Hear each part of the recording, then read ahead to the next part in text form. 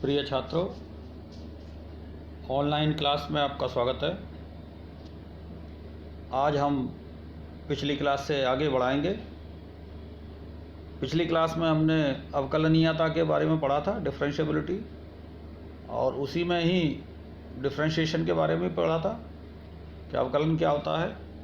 उसी बात को हम आज आगे बढ़ाने वाले हैं। इसके फॉर्मूला एक सिंपल सा हमने बताया था कि कैसे अवकलनीयता निकालते हैं। तो उसी सूत्र में से अवकलन भी उसी सूत्र में से आएगा, उसी सूत्र को यूज़ करेंगे।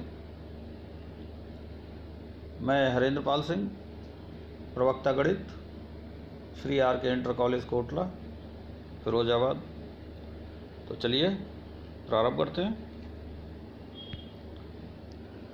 बच्चों, पहले आप ये बहुत प्रमुख सूत्र हैं, इनको थोड़ा सा एक ध्यान दें। ये आपने कक्षा 11 में द्विपद प्रमेय पढ़ा होगा, इसके बारे में मैं बात कर रहा हूँ। तो ये हमें काम आते हैं जब हम सीमा के सवाल, लिमिट के सवाल करते हैं, क्वेश्चंस करते हैं, तब भी ये हमें ज़रूरत पड़ती है इनकी। ये देखें, x + a⁴n = x⁴n + nc1 x⁴n - 1 × a। ये जो फॉर्मूले हैं, ये आपको ज़रूरत पड़ेगी यहाँ भी। ये भी द्विपद प्रमेय से लिया गया है, बाइनोमियल थ्योरम। केवल यहाँ पर आप देख रहे हैं, x जहाँ था वहाँ 1 रख दिया है, जहाँ a था वहाँ पे x रख दिया है, बाकी सेम चल रहा है आगे। ये देखें, 1 + nx + n - 1 ⁴ x²। तो ये इस तरह से सीक्वेंस चलती है। बच्चों, ये e⁻x पिछले 2-4 साल पहले ये सब आपके सिलेबस में हुआ करते थे। a⁻x log, ये जो लॉगरिथमिक सीरीज़ है, ये भी हुआ करती थी, लेकिन अब नहीं है। तो फिर भी हमें आवश्यकता तो इनकी पड़ती ही है। तो आप इनको थोड़ा ध्यान दे दें। e⁻x = 1 + x + x² y ⁴ 2 + x³ y ⁴ इस तरह से है। एंड सेम e⁻⁻x, तो जहाँ जहाँ x आता है वहाँ -x रख देंगे। स्क्वायर आएगा तो पॉजिटिव रहेगा, और ऑड पावर आएगी तो नेगेटिव रहेगा।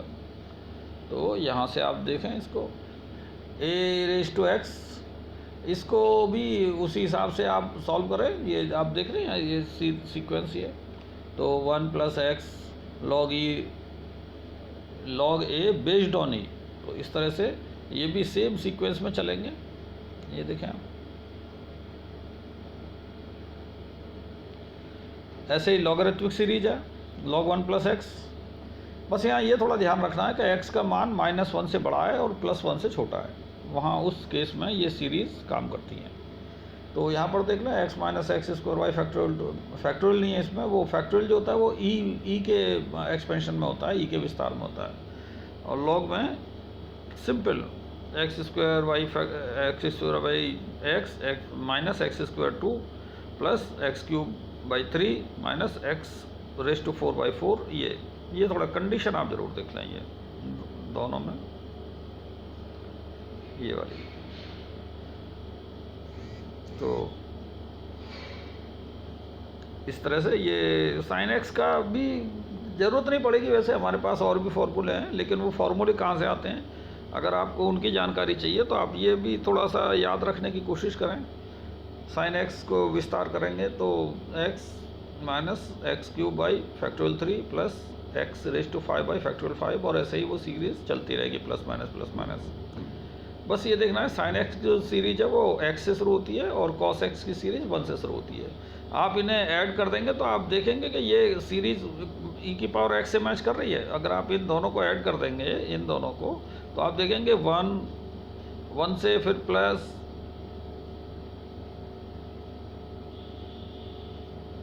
ये 1, ये प्लस, फिर -, कुछ अंतर है थोड़ा सा, लेकिन इसको आपको याद जरूर रखना है। ये आप देख लें, sin x, ये sin x के लिए, cos x के लिए, tan x के लिए। ये इतना इम्पोर्टेंट नहीं है, नहीं भी रहेगी तो भी आपका काम चल जाएगा। लेकिन एक और जो बात है, ये थोड़ा सा आप देख लें, ये जो ये है, ये हमें ज़रूरत पड़ सकती है इसकी। तो इसको आप ठीक से नोट कर लीजिए यहाँ से। इसको नोट कर लीजिए।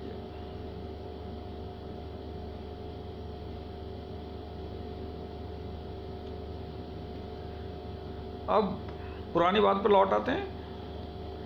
हमने पिछली क्लास में जब अवकलनीयता पढ़ी थी तो हमने अवकलन के बारे में ये बताया था कि कोई फंक्शन y का अवकलन गुणांक यदि हमें चाहिए तो हम उसको इस तरह से लेते हैं delta y over delta x, जहाँ पर limit delta x tends to 0। ये जो आइटम है ये उसका अवकलन गुणांक है। कंडीशन क्या है कि डेल्टा x 0 की तरफ जाना चाहिए। तो ये परिभाषा था, लेकिन व्यवहारिक रूप में जो हम यूज़ करते हैं परिभाषा को वो कुछ इस तरह से रहती है कि कोई फलन f(x) है, y=f(x) समझ लीजिए आप। चलिए, तो उसका यदि हम अवकलन निकालते हैं तो कैसे, लिमिट h टेंड्स टू 0, आगे बढ़ाते हैं इसको इस तरह से, लिमिट h टेंड्स टू 0 तो आ ही जाएगा, फिर f(x + h - f(x) divided by h। मैं इसको लिख के दिखा देता हूँ आपको। यहाँ देखिए, ये है, ये फॉर्मूले के बारे में बात कर रहा था मैं। ये तो ये सूत्र है, ये व्यवहारिक रूप में प्रयोग होगा और अवकलन निकालेंगे। अगर हम अवकलन की गणना करनी है, हमें कोई डिफरेंशियल कोफिशिएंट प्राप्त करना है तो हम इसी सूत्र से निकालेंगे, उसको प्रयोग करेंगे। और इसको ये भी कहा जाता है कि डिफरेंशिएशन यूजिंग फर्स्ट प्रिंसिपल, या परिभाषा को प्रयोग करते हुए अवकलन ज्ञात करना। हालांकि जब हम आगे क्वेश्चन सॉल्व करेंगे तो हम परिभाषा को नहीं है, हम फिर जो इस परिभाषा से जो हमारे पास अवकलन स्टैंडर्ड आ जाते हैं उनको हम सूत्र की रूप में यूज़ करेंगे और उनकी सहायता से फिर अवकलन की प्रक्रिया आगे रखी जाएगी। क्योंकि अब आपके सिलेबस में ये जो फर्स्ट प्रिंसिपल है वो है नहीं, उसके आधार पे आपको सॉल्व करना नहीं है। हालांकि पिछले जो पुराने समय में 3-4 साल पहले ये इसके भी क्वेश्चन आते थे कि कोई अवकलन दिया जाता था और कहा जाता था कि यूजिंग फर्स्ट प्रिंसिपल इसका अवकलन ज्ञात कीजिए। लेकिन फिर भी अवकलन आता कहाँ से है, वो यहीं से आता है। तो इसको हम एक क्वेश्चन देख लेते हैं। ये मान लीजिए हमें x⁴n का अवकलन गुणांक ज्ञात करना है। किसके सापेक्ष, x के सापेक्ष। तो उसको लिखा इस तरह से जाएगा। ये थोड़ा लिखने का तरीका आप देख लें। ये इसका अवकलन ज्ञात करना है किसके सापेक्ष, ये जो x लिखा हुआ है इसके सापेक्ष। और ये जो ऊपर dt लिखे हुए हैं ये एक सिंबल है।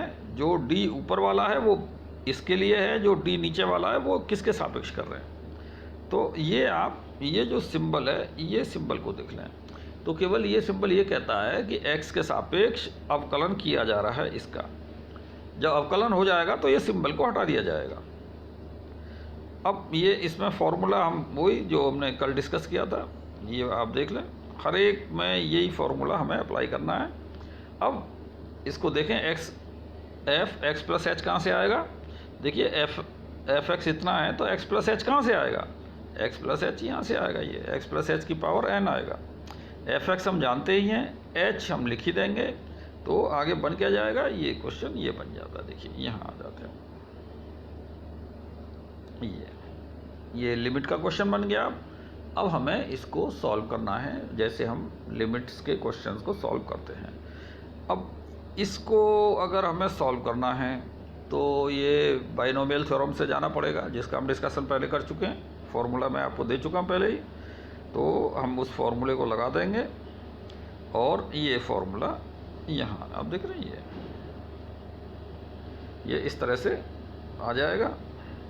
और ये जो x⁴n है ये, और जो लास्ट वाली x⁴n है जो f(x) की जगह पर लिखी हुई थी, ये एक दूसरे को कैंसिल करेंगे और बचेगा कौन, ये वाली चीज़ बचेगी।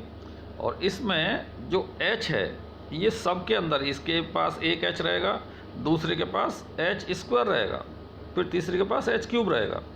तो जब हम इसको सॉल्व करेंगे तो आप यहाँ देख रहे हैं ये h को सभी से डिवाइड कर रहे हैं। पूरे जो हर है हर एक पद को अलग अलग डिवाइड कर दीजिए h से, और ये h से मुक्त हो जाएगा और बाकी सब में कहीं एच आएगा, कहीं एच स्क्वायर आएगा, कुछ ना कुछ एच उसके साथ रहेगा। और जब हम उसमें लिमिट लेंगे तो जहाँ जहाँ एच है वहाँ जीरो रखेंगे, तो ये बाकी के सारे पद जीरो हो जाएंगे और केवल ये वाला पद बच जाएगा।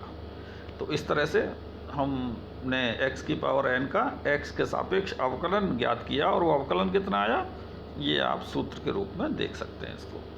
इसे हम सूत्र के रूप में यूज़ करेंगे आने वाले समय में। ऐसे ही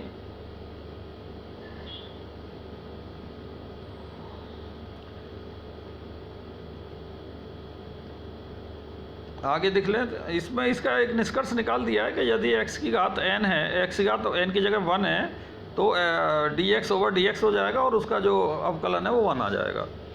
वो फॉर्मूला लगा के भी वैसे ही आ जाएगा। बस ये इसका अवकलन है। एक और सवाल देखते हैं बच्चों। ये हम e की पावर x है, इसका अवकलन करने की कोशिश करते हैं, तो फॉर्मूला सेम रहेगा। ये जो फॉर्मूला ये हर एक के लिए सेम है।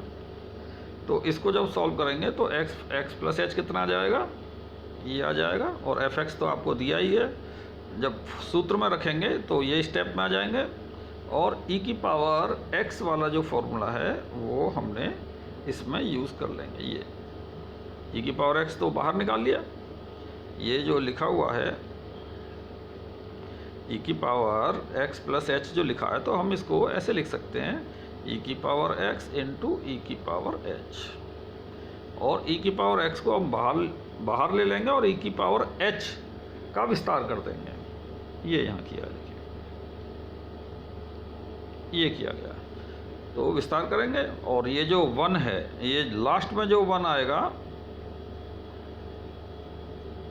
ये जो लास्ट में 1 है, ये इससे कैंसिल हो जाएगा और बचेगा क्या, h।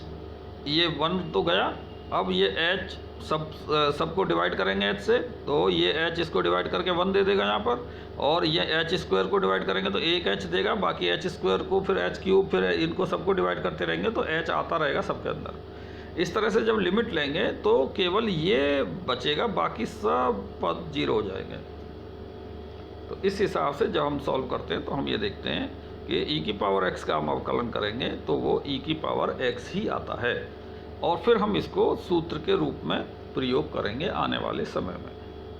एक और क्वेश्चन देख लेते हैं। log x का है, जैसे ये log x है, इसमें सेम फार्मूला लगाया हमने और ये fx प्लस एच ज्ञात किया, और उसके बाद में फिर हमने सेम फार्मूला लगाया ये वाला, और उसके बाद इसमें जब यूज़ करेंगे तो ये log m minus log n है, तो ये log m बाई n बन जाएगा। और उसके बाद में बच्चों ये जब हम इसमें से ये x को दोनों यहाँ पर इसके नीचे भी x दे देंगे, इसके नीचे भी x दे देंगे, तो ये x से x कट के ये 1 बच जाएगा यहाँ पर, और ये h प्लस x। अब हमारे पास जो सबसे पहले हमने डिस्कस किया था, जो इसका विस्तार लॉगरिथमिक सीरीज़ का विस्तार किया था, उसको यूज़ करते हुए हम इसका विस्तार कर देंगे ये। और यहाँ से हम देख रहे हैं सबके पास h है, तो एक h जब नीचे है, हर में है, तो वो इसको एक कैंसिल करेगा, इसमें से एक h इसमें से कैंसिल करेगा, तो यहाँ पर एक h बच जाएगा। फिर ऐसे क्यूब वाली टर्म आएगी, उसके बाद में जो पावर 4 है वो टर्म आएगी, और इस तरह से ये केवल ये वाला पद बच जाएगा, बाकी सब 0 0 हो जाएंगे लिमिट लेने के बाद में। तो इस तरह से हम ये देख रहे हैं कि log x का जो अवकलन आता है x के सापेक्ष वो 1/x। इसको भी हम सूत्र के रूप में प्रयोग करेंगे। एक ट्रिग्नोमेट्रिक रेशो और ले लेते हैं। मान लीजिए एक जो साइन x है उसका अवकलन करना है, तो उसको भी इस तरह से fx प्लस एच ज्ञात करेंगे, और फॉर्मूला ये है हमारे पास, इस फॉर्मूले में रख देंगे।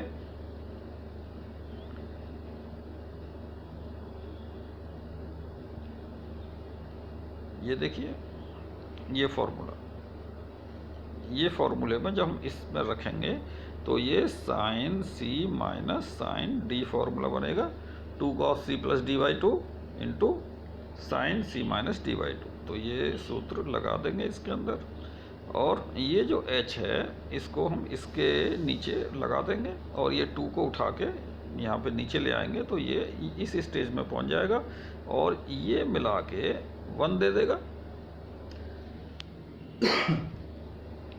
साइन एक्स अपॉन एक्स की जो सीमा होती है वो 1 होती है।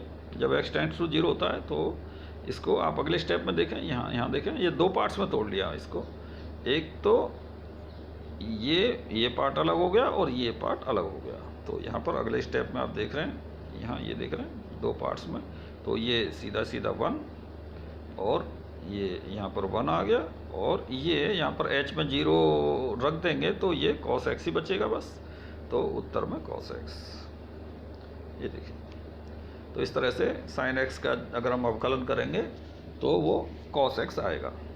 हम आगे करने वाले नहीं है इसको, ये प्रथम सिद्धांत द्वारा अवकलन किया जा रहा है केवल सूत्र बनाने के लिए, हालांकि आपके सिलेबस में नहीं है अब।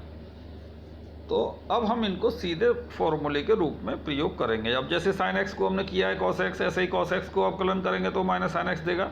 ऐसे ही हमने कुछ सूत्र हैं वो आप नोट कर लें। ये सूत्र इसी तरह से बनाए जा सकते हैं जैसे हमने अभी आपके सामने पेश किए हैं। तो यहाँ पे देखें, ये पहला फॉर्मूला हमने दिया है। ये अगर a⁻x है उसका अवकलन करना है तो a की पावर x ऐसे कैसे आ जाएगा, एंड log ऑफ a आएगा बेस्ड ऑन e। फिर log x का अवकलन देख लें, ये देख रहे हैं आप। हमने जो फॉर्मूला बनाया था वो e के बेस पे बनाया था, लेकिन यहाँ पर बेस्ड ऑन a है तो हमें उसको बेस चेंज करने के लिए इससे मल्टीप्लाई करना पड़ता है।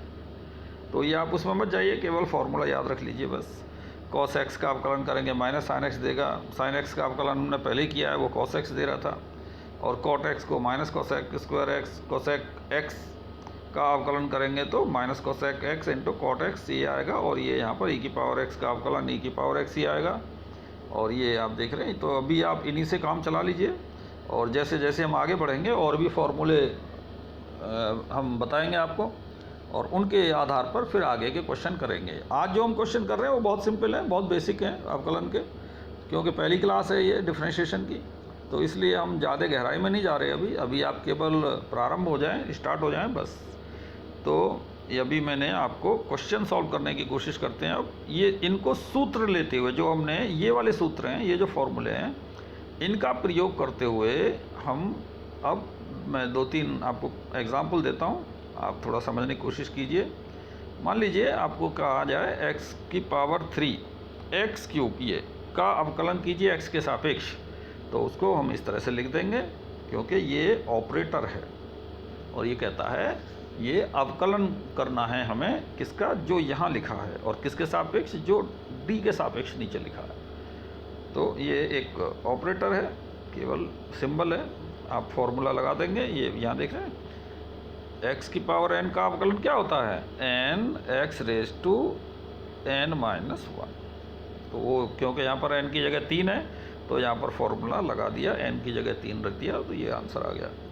तो इतना ही सिंपल है अवकलन, आपको ज़्यादा चिंता करने की ज़रूरत नहीं है, केवल सूत्र याद रखने हैं। अब मान लीजिए एक और क्वेश्चन है, ये 4x² स्क्वायर रूट। अब हमने तो स्क्वायर रूट के बारे में बात करी नहीं आपसे, तो कोई बात नहीं, स्क्वायर रूट को हम रेडिकल में चेंज कर सकते हैं, इसकी पावर में चेंज कर सकते हैं, तो पावर में चेंज हो जाएगा। तो स्क्वायर रूट ऑफ x को क्या लिखेंगे, x⁻1/2। तो ये इस तरह से लिखी जाएगी, आप ये देख रहे हैं यहाँ पर, ये देख रहे हैं, इसको लिख दिया तो बस। अब ये तो एक कांस्टेंट है जो वेरिएबल के साथ चिपका हुआ है, वो कांस्टेंट को हम बाहर ले लेंगे यहाँ पर, और अंदर x की पावर 1/2 को डिफ्रेंशिएट कर देंगे, और डिफरेंशियल का फार्मूला लगा देंगे, x की पावर n वाला जो भी फार्मूला लगाया था हमने, और यहाँ पर इसको यहाँ ये हमारा यहाँ पे पावर माइनस की 1/2 आ जाएगी। ये दिखाई नहीं दे रहा है कुछ, ये -1/2 है, और जब -1/2 है तो नीचे अगर हम हर में ले जाएंगे तो प्लस की 1/2 हो जाएगी, और 1/2 पावर का मतलब स्क्वायर रूट। तो इस तरह से आप इनको, ये फार्मूला जो हमने दिया है इसको सॉल्व कर लेंगे।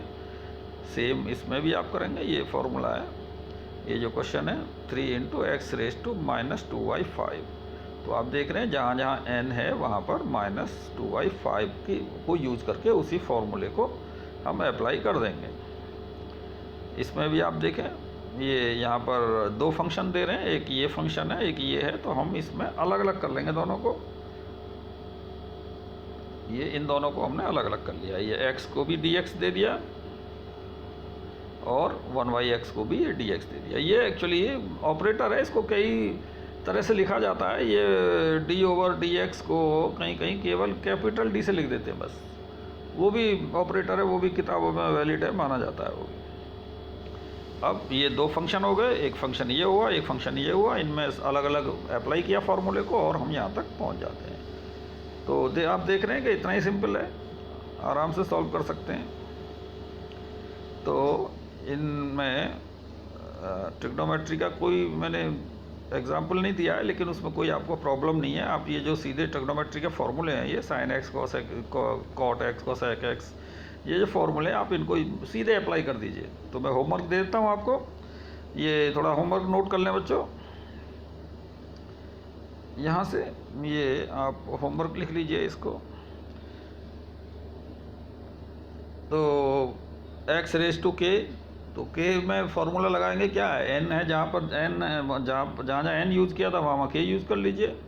ऐसे ही आप ये देख रहे हैं, ये थोड़ा सा आपको दुख दे सकता है, तो इसको आप ऐसे कर लीजिए x की पावर 3 और फिर इसकी पावर 1/2, और पावर के ऊपर पावर होती है तो कैसे सॉल्व करते हैं बच्चों, x की पावर 3 डिवाइडेड बाई 2, ये मल्टीप्लाई हो जाती है, पावर मल्टीप्लाई हो जाती है, उसमें पावर के ऊपर पावर होती है। अब इसको आप आराम से सॉल्व कर सकते हैं। तो ये कुछ क्वेश्चंस हैं बच्चों। ये जो पाई है ये कांस्टेंट में आएगी, जैसे ये 3 होता है, 4 होता है, इसी तरह से पाई कांस्टेंट में आएगी। और इसको ये जो क्वेश्चन है, अब क्योंकि इसमें सब में लिखा हुआ है अवकलन कीजिए x के सापेक्ष, अब इसमें तो कहीं x आ नहीं रहा है इसमें, तो क्या करेंगे, तो हम इसे कांस्टेंट मान के चलेंगे और इसको कोई भी कांस्टेंट का अगर हम अवकलन करते हैं तो वो 0 आएगा। तो इस तरह से ये हम इसको, अगर यहाँ x लिखा होता, r की जगह पर अगर x लिखा होता तब हम इसमें फॉर्मूला यूज़ कर लेते, लेकिन क्योंकि ये वेरिएबल हमारे उसमें है नहीं, ना कोई कंडीशन बता रखी है, तो इसलिए ये हम इसका जो आंसर है वो 0 देंगे। बाकी सब जो x नहीं है वो सब कांस्टेंट है, जब तक कि हमें बताया नहीं जाए कि ये भी वेरिएबल है। तो इस तरह से हम इनको सबको होमवर्क आप ले लें और इनको सबको कोशिश करें सॉल्व करने की। और मैं और एक क्वेश्चन दे देता हूँ आपको। ये ट्रिग्नोमेट्रिक फंक्शंस हैं जो कि सीधे सीधे आप अप्लाई कर लेंगे फार्मूले की तरह, सीधे फार्मूले में आप अप्लाई कर लीजिए। अलग अलग है, जैसे ये है, एक sin x फंक्शन है, एक tan x है, अलग अलग कर दीजिए। sin x का अवकलन अभी जो हमने देखा क्या होता है, cos x। tan x का अवकलन जो हमने देखा उसमें फॉर्मूले में क्या होता है, sec x, बस sec x plus tan x, इसका आंसर आ जाएगा। तो इस तरह से आप इनको अलग अलग करके सॉल्व कर लें। अब ये है -3 की पावर x, अब इसमें कौन सा फॉर्मूला लगेगा भाई, फॉर्मूला क्या लगेगा, a⁻x, a कितना है यहाँ पर -3 है, बस उसको आगे बढ़ाइए। ये अब प्रॉब्लम एक आ गई, इसमें आ गई यहाँ पे, ये 1/tan x, ये तो हमने फॉर्मूला बताया नहीं, तो नहीं बताया तो क्या हो गया, आप उसको cot x लिख दीजिए। cot x तो जानते हैं, 1/tan cot तो होता है, cot का अवकलन आप जानते हैं, फॉर्मूला दिया है मैंने। ये 1/sec x है, इसको भी यही कीजिए। हाँ, इसके बारे में थोड़ा सा ज़रूर मैं आपको बताना चाहता हूँ कि जो 1 - 2x है, आप इसको 2 sin² x लिख दीजिए। ये आपने फॉर्मूला पढ़े हैं पहले, 2 sin² x, और नीचे है 2 cos² x, हाफ एंगल के फॉर्मूले, और ये वो स्क्वायर रूट है, ये 2 से 2 कैंसिल हो जाएगा, स्क्वायर से स्क्वायर रूट कैंसिल हो जाएगा, सीधा tan x बचेगा, और tan x का अवकलन आप जानते हैं फॉर्मूले के हिसाब से। तो इस तरह से आप इनको कोशिश कीजिए, जो मैंने होमवर्क दिए हैं उनको सॉल्व करने की कोशिश कीजिए। अगर आप ये सब सॉल्व कर लेते हैं, क्योंकि बहुत ही सिंपल होमवर्क है आज का, तो आप अपनी बुक में से ई-पाठशाला से डाउनलोड कीजिए बुक को, और उसमें से आप जितने क्वेश्चन मिल जाएं, या कोई क्वेश्चन बैंक ले लीजिए।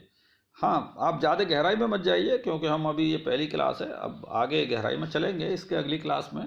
थोड़ा सा इसकी प्रैक्टिस पहले आप कर लें, और फिर हम अगली क्लास में और थोड़े से हार्ड क्वेश्चंस लेंगे और कुछ फॉर्मूले भी लेंगे। तो आज इतना ही बच्चों, थैंक यू।